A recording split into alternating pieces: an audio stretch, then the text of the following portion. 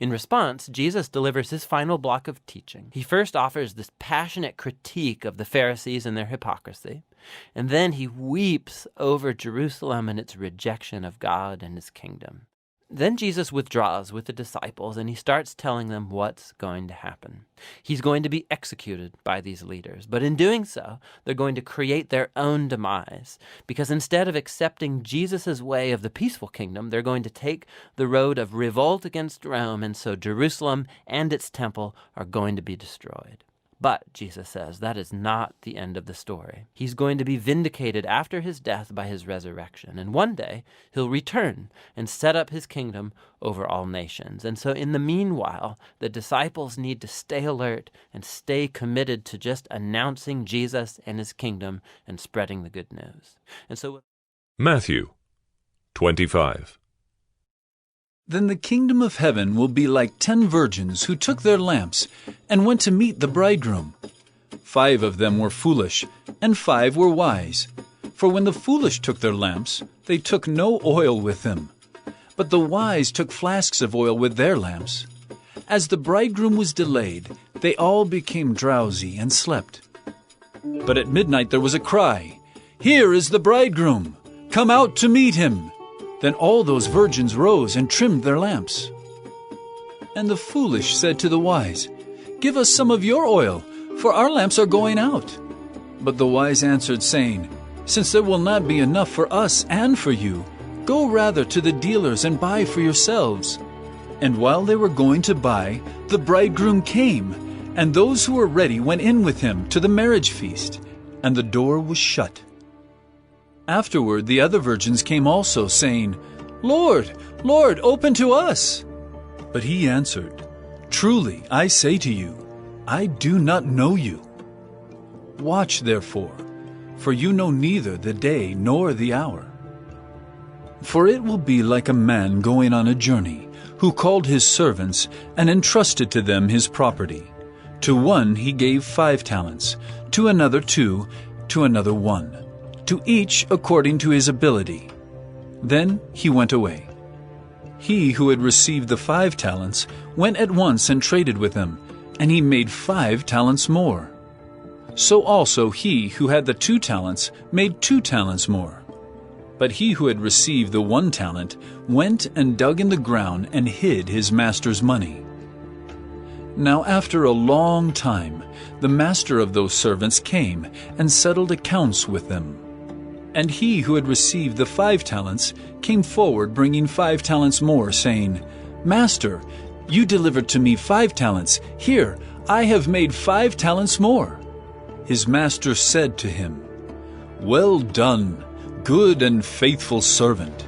You have been faithful over a little. I will set you over much.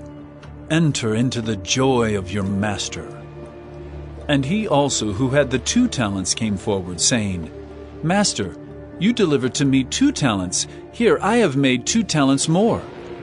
His master said to him, "Well done, good and faithful servant. You have been faithful over a little. I will set you over much. Enter into the joy of your master." He also who had received the 1 talent came forward, saying, "Master, I knew you to be a hard man, reaping where you did not sow, and gathering where you scattered no seed. So I was afraid, and I went and hid your talent in the ground. Here, you have what is yours." But his master answered him, "You wicked and slothful servant, you knew that I reap where I have not sown, and gather where I scattered no seed. Then you ought to have invested my money with the bankers, and at my coming I should have received what was my own with interest. So take the talent from him, and give it to him who has the 10 talents. For to everyone who has will more be given, and he will have an abundance. But from the one who has not, even what he has will be taken away.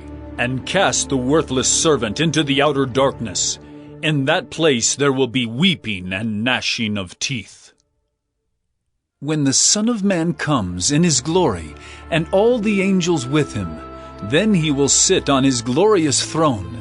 Before him will be gathered all the nations, and he will separate people one from another, as a shepherd separates the sheep from the goats. And he will place the sheep on his right, but the goats on the left. Then the king will say to those on his right, "Come, you who are blessed by my Father, inherit the kingdom prepared for you from the foundation of the world. For I was hungry, and you gave me food. I was thirsty, and you gave me drink. I was a stranger, and you welcomed me. I was naked, and you clothed me. I was sick, and you visited me. I was in prison, and you came to me." Then the righteous will answer him, saying, "Lord, when did we see you hungry and feed you, or thirsty and give you drink? And when did we see you a stranger and welcome you, or naked and clothe you? And when did we see you sick or in prison and visit you?" And the king will answer them, "Truly I say to you, as you did it to one of the least of these my brothers, you did it to me." Then he will say to those on his left, "Depart from me, you cursed, into the eternal fire prepared for the devil and his angels. For I was hungry, and you gave me no food. I was thirsty, and you gave me no drink. I was a stranger, and you did not welcome me, naked, and you did not clothe me, sick and in prison, and you did not visit me."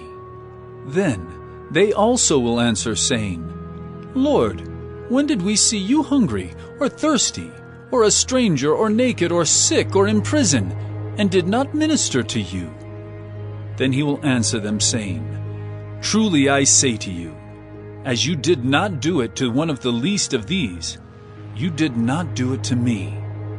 And these will go away into eternal punishment, but the righteous into eternal life."